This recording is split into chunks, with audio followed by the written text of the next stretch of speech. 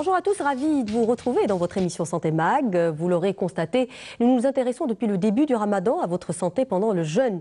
Comment concilier jeûne et bonne hygiène de vie, notamment lorsqu'on est âgé ou malade chronique. Aujourd'hui, nous tenterons de vous éclairer sur les dangers de la déshydratation durant le Ramadan, d'autant plus que nous observons cette année plus de 16 heures de jeûne. Nous recevons sur le plateau de l'émission Dr Kahina Boudjili, vous êtes médecin interniste. Sahar Mdanek. Et merci d'avoir accepté notre invitation. Merci à vous, Sahar Mdankoum. Alors, vous êtes là, on va essayer de parler un peu des dangers de la déshydratation. On va parler surtout de la manière dont on peut préserver notre capital hydrique chez les personnes âgées, chez les personnes malades, mais aussi chez les enfants qui accomplissent le rite initiatique pour la première fois. Avant de parler par contre de déshydratation, on aimerait peut-être rappeler le rôle très important que joue l'eau dans notre métabolisme, puisque l'homme est fait de liquide. Oui. L'eau représente quelque chose comme 70% de notre métabolisme. C'est vrai, donc l'être humain est constitué essentiellement d'eau.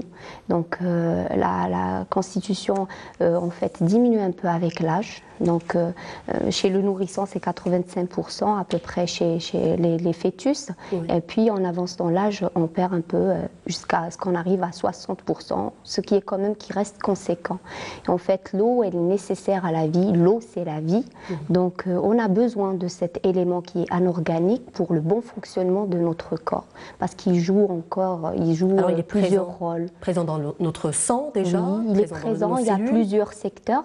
Il y a un secteur qui est extracellulaire, il y a un secteur qui est intracellulaire. Le secteur intracellulaire, c'est tout ce qui est cellules, les cellules de tout notre corps, de nos organes. Et le milieu extracellulaire, c'est le milieu vasculaire. Oui. Et le milieu interstitiel, c'est ce qui se retrouve en fait entre les tissus. Le vasculaire, c'est le sang. Oui. Voilà. Il régule aussi la température du corps, c'est très important. Oui, il a plusieurs rôles en fait. Il a un rôle protecteur, un rôle de transport. Le rôle protecteur, en fait, on a pour... vous savez que le cerveau, la moelle épinière baigne dans du liquide, oui, qui est le liquide céphalo-rachidien. Il y a la protection, exemple des enfants, des bébés, lorsqu'ils sont dans le ventre de leur mère, le liquide amniotique. Donc on a des fonctions également justement de réguler cette température qui parfois peut augmenter, donc par le biais de la sudation. On a également le rôle de transport de ces éléments sanguins, oui, via le sang. On a l'élément d'épuration également. Absolument, qui est très important pour toutes les toxines. Voilà, aussi. Pour tout ce qui est toxines. Donc, il joue un rôle également comme précurseur de certaines, comme si vous voulez, il est nécessaire aux réactions chimiques qui se passent à l'étage même cellulaire, à l'échelle cellulaire. Oui. Donc, c'est très important. Voilà. L'être humain est fait de liquide, majoritairement liquide. Oui. On peut rester un jour ou deux sans manger, mais on ne peut pas rester sans s'hydrater, sans boire. Oui. Au-delà de 2 jours, voire 3 jours, l'être humain ne peut survivre sans eau. Oui. Contrairement Quels sont les organes qui vont souffrir en premier? En fait, les organes qui souffrent, en fait, réellement, infracliniquement, on va dire, c'est le rein. Le rein est le premier, mais cliniquement, on ne le voit pas.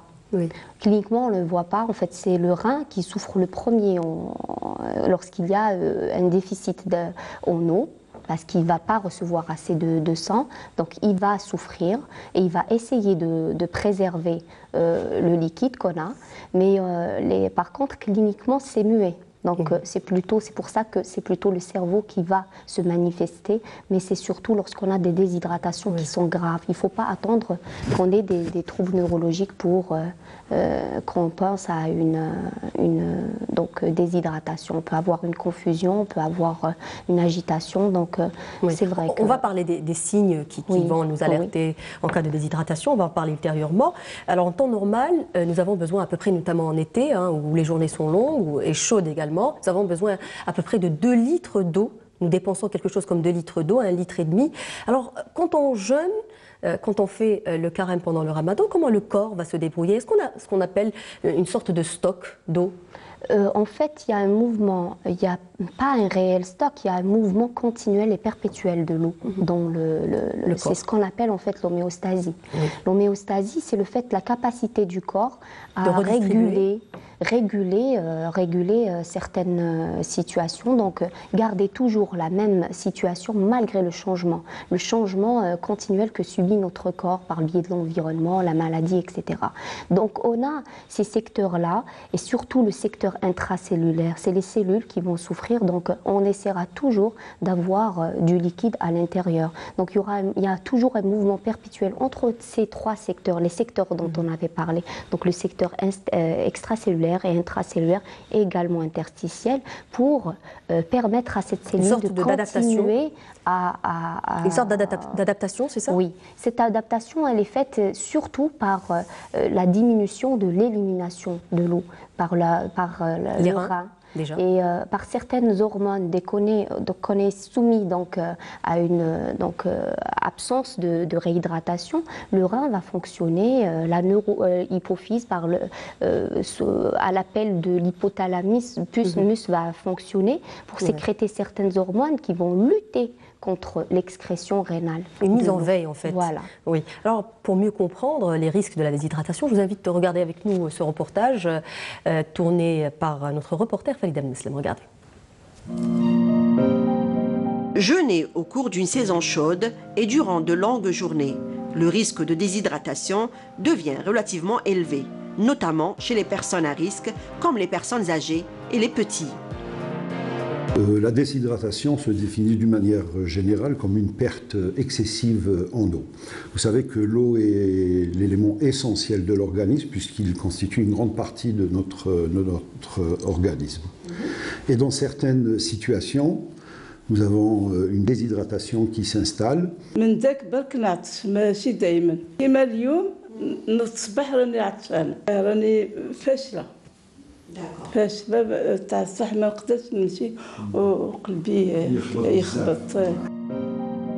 Pour le bon fonctionnement de nos tissus, de nos organes et de notre cerveau, il nous faut de l'eau. Dans le cas contraire, la déshydratation peut survenir. Il y a donc la sécheresse de la bouche, des muqueuses, il y a la sécheresse de la peau et on retrouve très souvent un pli cutané. Vous avez des globes oculaires qui deviennent petits, sont hypotoniques et un tas d'autres signes. Et vous avez des signes plus sérieux comme une chute de la tension artérielle, une hypotension artérielle qui peut aller jusqu'à un état de choc. Oui, donc la personne, elle va se sentir avec elle. De plus en plus mal, de plus en plus mal. Une baisse de la diurèse des urines, donc qui peut aller jusqu'à l'insuffisance rénale, des troubles de la conscience qui commencent d'abord par une asthénie, et puis progressivement un coma peut s'installer. Il est donc important de reconnaître les signes de déshydratation. Pour les éviter, mieux vaut bien s'approvisionner en eau. Durant la soirée, depuis la rupture du jeûne jusqu'au sahur, les sujets, notamment ceux qui sont fragiles, donc beaucoup d'eau, aliments riches en eau, répartir tout ça dans la soirée, et surtout, il faut que ces patients qui sont sous traitement, qui sont âgés, doivent avoir les conseils et l'aval de leur médecin traitant. Une alimentation saine, riche en fibres et équilibrée, un apport hydrique convenable pourrait nous aider à jeûner dans de bonnes conditions. Alors, nous venons de le voir dans le reportage, nous sommes tous inégaux devant la déshydratation. Chacun a des besoins spécifiques. Est-ce qu'on peut savoir, rappeler aux gens qui nous regardent quelles sont les personnes vulnérables, quelles sont les personnes à risque qui peuvent être exposées à la déshydratation pendant le jeûne? Alors, c'est surtout les sujets qui sont âgés. Il est rare de voir une déshydratation chez un adulte. Quand on dit âgé, c'est à partir de quel âge? En fait, sujet âgé en médecine, c'est 65 ans, au-delà de 65 ans. Mais là, on peut aller vers les 70 ans, plus. Voilà. Mais c'est surtout les sujets vraiment âgés, autour des sauts de la 70aine à peu près. Et puis les sujets qui sont tarés. Tarés, ça veut dire qui ont des maladies. Des maladies comme le diabète. Les patients qui sont soumis à un traitement diurétique, c'est-à-dire un traitement qui va uriner la personne. Les maladies qui ont des maladies rénales. Les malades qui ont des maladies rénales avec des polyuries peuvent voir leur cas s'aggraver. Polyurie, ça veut dire uriner beaucoup, qui urine beaucoup. Voilà. Les diabétiques Les diabétiques également, par le biais d'une hyperglycémie, ils peuvent être plus amenés à faire une déshydratation. Les sujets âgés sont les premiers à risque. Les enfants, les adultes jeunes se défendent bien. Voilà, ils sont bien...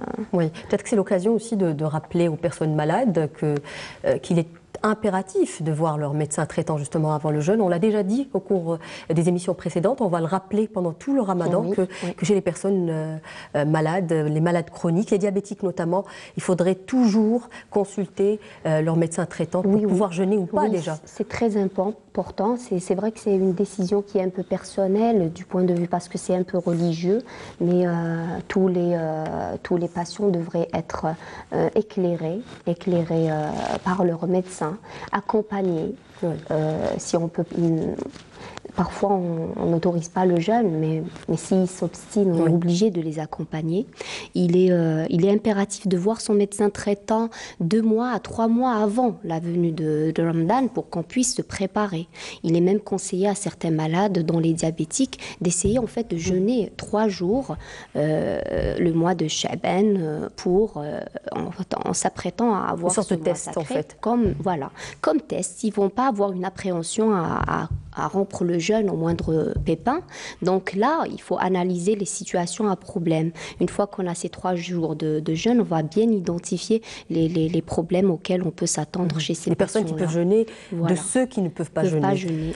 Il y a aussi les femmes enceintes et les femmes allaitantes. Qu'est-ce qu'on peut dire sur cette Pour les femmes enceintes, généralement, elles tolèrent bien le jeûne, quoi qu'il est déconseillé le premier trimestre. On a peur des carences chez la femme enceinte parce que là, l'enfant, le fœtus, il est en pleine formation. Mais il est autorisé de jeûner, mais toujours est-il qu'il faut adopter une bonne alimentation, un bon train de vie, un équilibre. Il faut c'est-à-dire se réalimenter par la suite. Par contre, pour les femmes qui sont allaitantes, le besoin en eau est accru parce que le lait maternel... Il y a un risque de déshydratation. Il y a un risque de déshydratation. Bon, généralement, les femmes, elles vont boire de l'eau. D'ailleurs, elles sont plus ou moins tolérantes par rapport à ça. Mieux que les diabétiques, en tout cas. Donc, il faut boire, il faut qu'elles soient vraiment munies des règles qu'il faut observer. Voilà. Alors, vous avez évoqué comme ça au passage les enfants qui accomplissent peut-être le rite initiatique du jeûne. J'aimerais qu'on s'attarde un peu sur cette question parce qu'on a eu beaucoup de questions sur la page Facebook de l'émission là-dessus. Alors, est-ce qu'il y a un âge à partir duquel on peut autoriser un enfant à jeûner ? En fait, c'est pas religieux. Là, la religion dit bien que... D'un point de vue scientifique, déjà. C'est l'enfant pubère. À quel moment généralement, ce qu'on dit, c'est qu'il ne faut pas les laisser jeûner tout un mois. Oui, parce que c'est-à-dire qu'il faut je pose cette question précisément parce que cette année, le jeûne intervient quand même en été. On va faire quelque chose comme 16 heures. On fait 16 heures de jeûne. C'est des enfants qui sont quand même c'est des enfants qui sont en pleine croissance.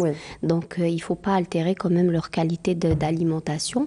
Mais c'est vrai que jeûner quelques jours, ça ne fera pas de mal, bien sûr. Est-ce que le poids c'est une question aussi qui est posée par une maman sur la page Facebook de l'émission. Est-ce que le poids est un élément décisif? Par exemple, un enfant chétif, est-ce qu'il serait plus exposé à être malade ou à se déshydrater? L'enfant chétif, c'est un enfant, d'abord il faut voir est-ce que c'est constitutionnel chez cet enfant. Si cet enfant est chétif par nature, on retrouve la même caractéristique que dans la famille, là ça ne pose pas de problème. Par contre, s'il est chétif parce qu'il a une maladie sous-jacente, là il faut voir l'enfant comment il est. Est-ce que c'est un retentissement d'une maladie? Là il faut aller chercher et traiter. Mais si c'est juste parce qu'il est chétif comme ça, c'est de nature, ça pose pas de problème. Il peut se défendre, même s'il est chétif, il peut se défendre. Surtout contre l'eau. L'eau, il est paré. Voilà. Ça reste quand même des enfants à surveiller quand ils jeûnent pendant 16 heures d'affilée. Alors, est-ce qu'on peut connaître les signes qui peuvent nous montrer justement ou évoquer une déshydratation chez les enfants ou chez les adultes aussi, enfin les personnes âgées? Chez les enfants, la soif est bien perceptible, chez l'adulte aussi. C'est pour ça qu'en fait, ça ne pose pas de problème. Il est rare qu'on voie des déshydratations chez le sujet jeune et chez l'enfant parce qu'il va réclamer l'eau. Il va réclamer, la soif, elle est intense, il ne va pas supporter. Donc, il est rare quand même qu'on ait des déshydratations. Les déshydratations s'installent pour peu qu'il y ait une cause sous-jacente. C'est-à-dire que soit c'est un sujet qui est âgé, et là c'est l'altération de cette fonction. Il y a des altérations à toutes les échelles. C'est-à-dire il y a pratiquement une baisse de la soif qui n'est pas ressentie, donc qui est retardée. Et on a également des mécanismes de défense qui sont précaires parce que le rein d'un sujet âgé n'est pas le rein d'un jeune. Les fonctions tubulaires de réabsorption, les fonctions néphroniques ne sont pas les mêmes. Donc, il est plus sujet. Bien sûr, si on a aussi des diurétiques, des laxatifs ou bien autre chose qui va aggraver. Pour les signes, Dr Boudjelli, est-ce qu'on peut revenir là-dessus? Quels sont les signes évocateurs d'une déshydratation? Les signes de déshydratation, en fait, ils sont multiples.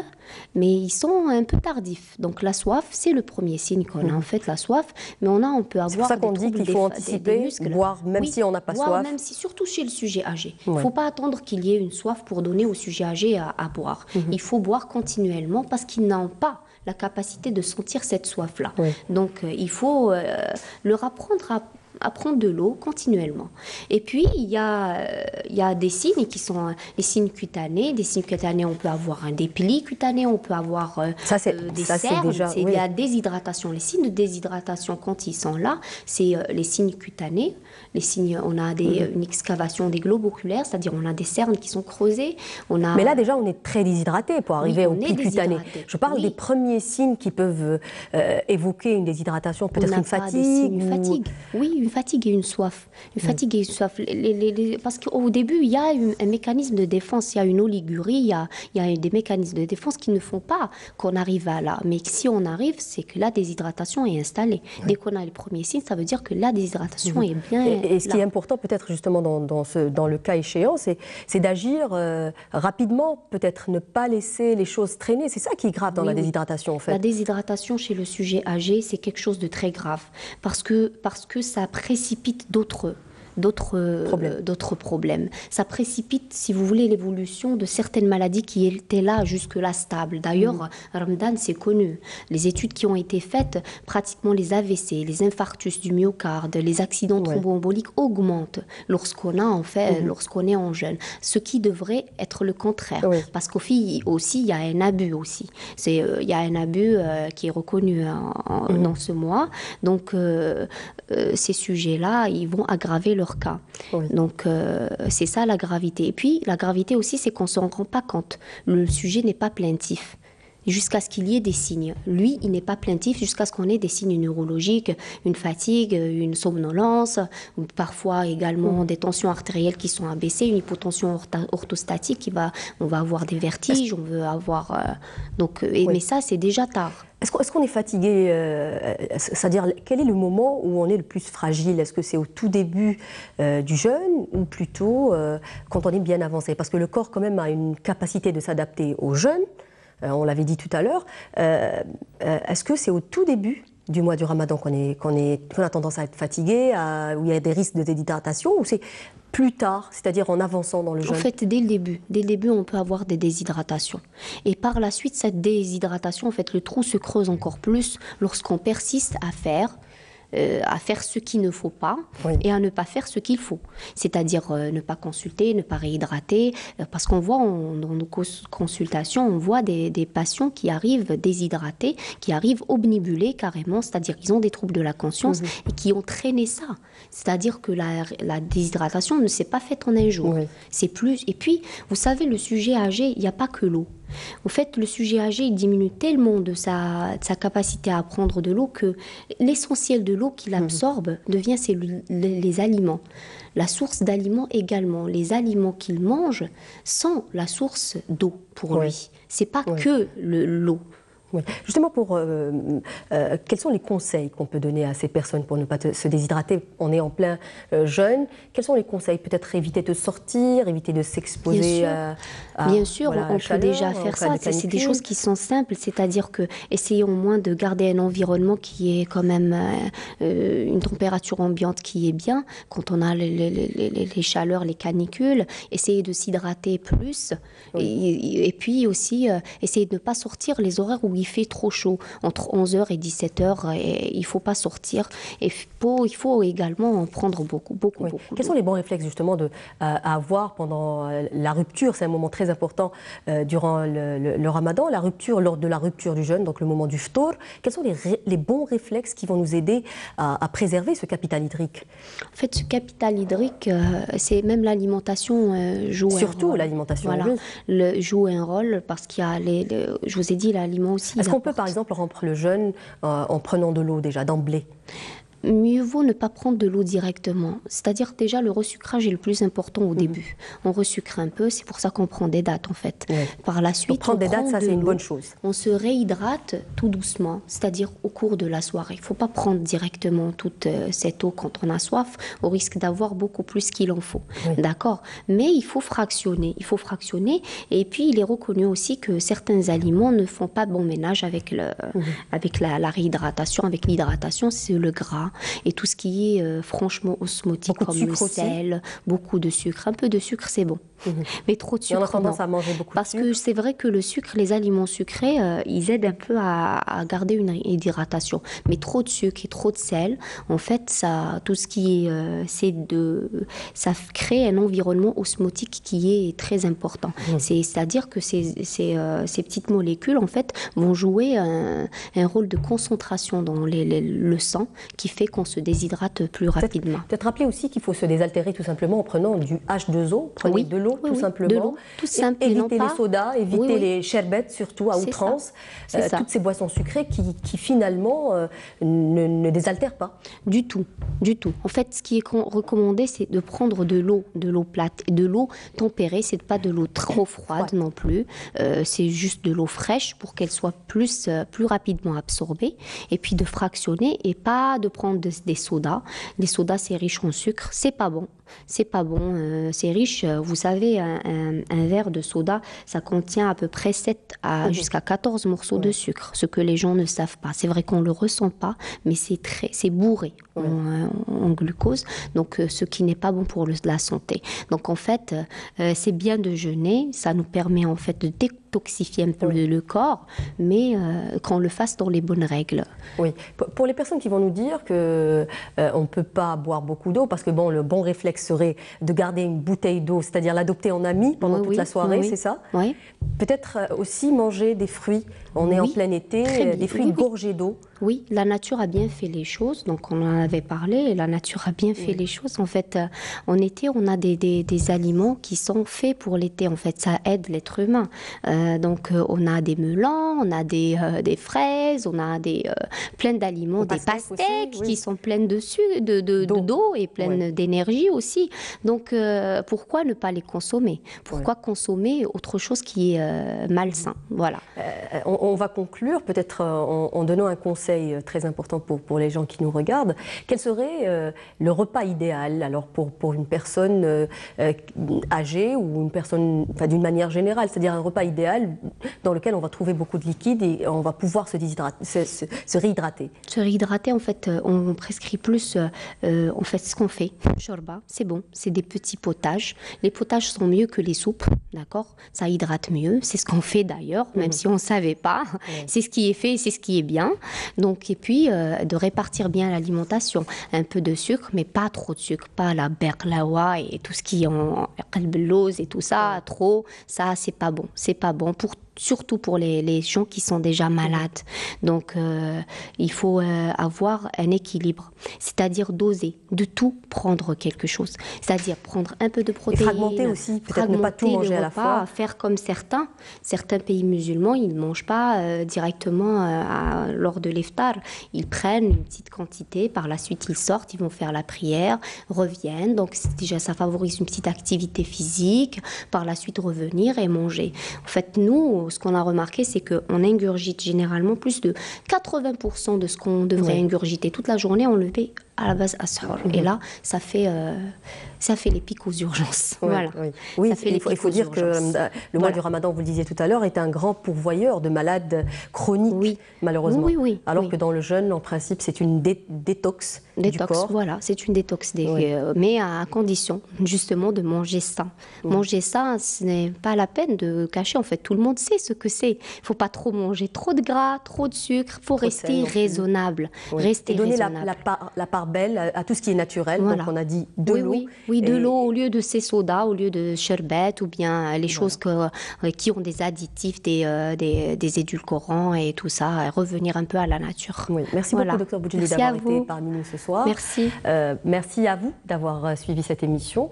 Je vous rappelle que l'émission a une page Facebook sur laquelle vous pouvez poster vos commentaires. Vous pouvez également revoir cette émission sur la page YouTube, sur la chaîne YouTube de la chaîne Canal Algérie. Je vous donne rendez-vous la semaine prochaine. Au revoir.